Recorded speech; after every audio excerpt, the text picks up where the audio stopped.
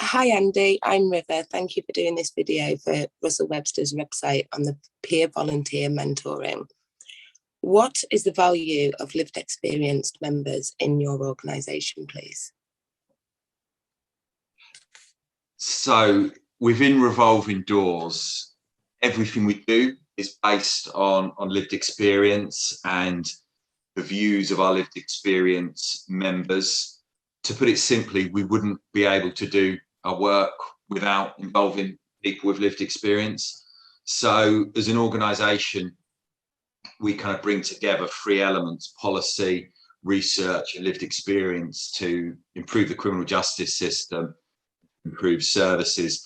And our starting point is always the experience of our lived experience members. So as an organisation, we're very good at listening and involving our members in everything we do. So all our any policy statements we will make, or any policy issues or themes we decide to look at, has always come from that starting point of listening to our lived experience members and them telling us what's important.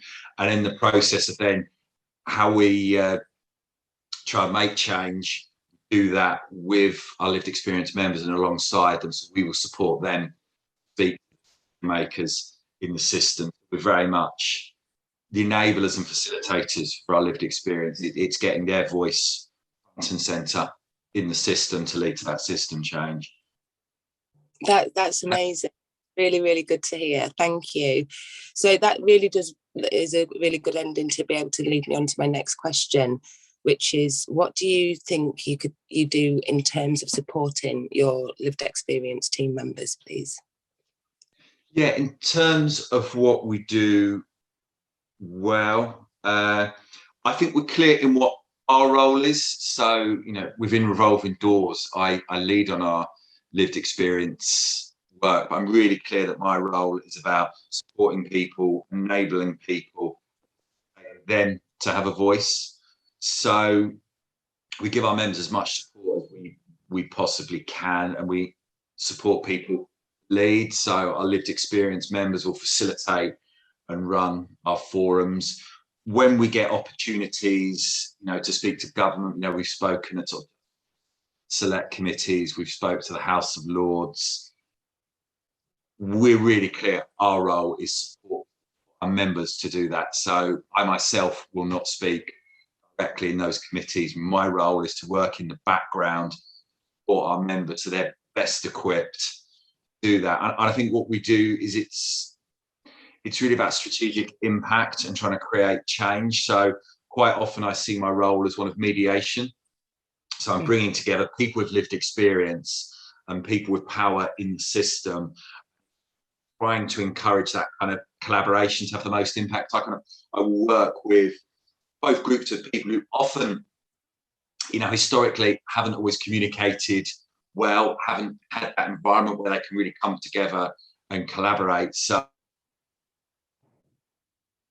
a lot of my work is often with those decision makers, helping make what they do accessible for lived experience members, make it understandable, and also to look for those opportunities where we can make change, where there's something that those decision makers are working on that's up for grabs, we can have impact on, and then it's working with your members to direct their experience towards that. So we're not about getting people just to tell their story.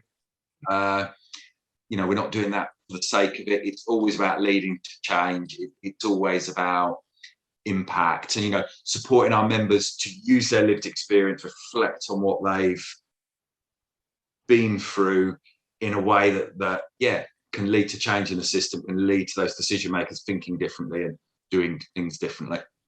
Oh, it's incredible. It's incredible what you do, and I can personally agree with everything that you've said, because I've done that with you, and it's incredible the work that you do. Thank you.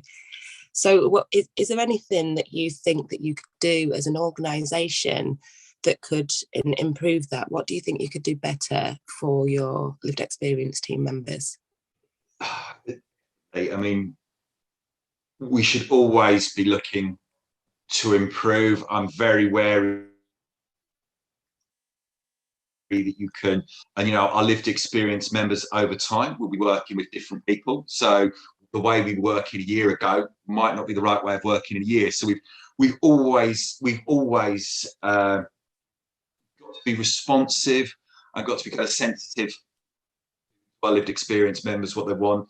I think the main thing we could always do better at, I know the reasons why, I think this is always around capacity, is the support we have in place to train our members and to help them move on. Because my belief is that when people get involved with us, or any kind of involvement or lived experience work, it really should be part of their progression. And I think people getting involved with Revolving Doors should see it as a stepping stone to move on to greater opportunity, whatever those opportunities will be. And we do everything we can to support that. But I would challenge us. I always think there's more we could do. I'd like to do more training with members. And it's some of the things we're looking at in the background, how to get other partners to come in and help to support people with things like be writing, the kind of side. Because I think through working with us, our members can, it increase people's aspirations and hope and what they can achieve in life.